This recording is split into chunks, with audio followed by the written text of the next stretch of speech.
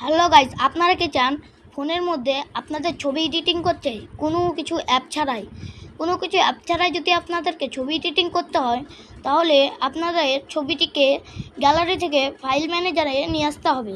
File ম্যানেজারে যে আপনাদেরকে স্টেপগুলো দেখাবো সেগুলো আপনারা ঠিক মতন করতে থাকবেন, তাহলে আপনাদের ছবিটি একটি এডিটিংয়ে পরিণত হবে। আসার পর এই ফাইল ম্যানেজারে আপনি যে ছবিটাকে এডিটিং করবেন সেই ছবিতে এরকম একটি রুল অপশন থাকবে। সেই রুল অপশনটিকে ক্লিক করলেই আপনাদের ছবি এডিটিংয়ের জন্য প্রস্তুত হতে লাগবে।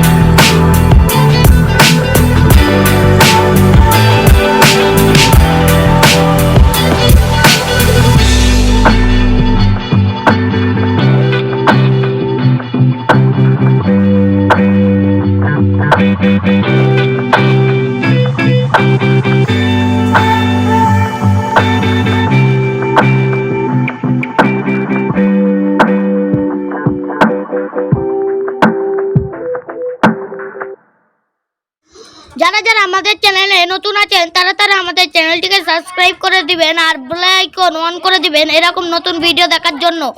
এবার আমাদের এডিটিং সম্পূর্ণ হলো।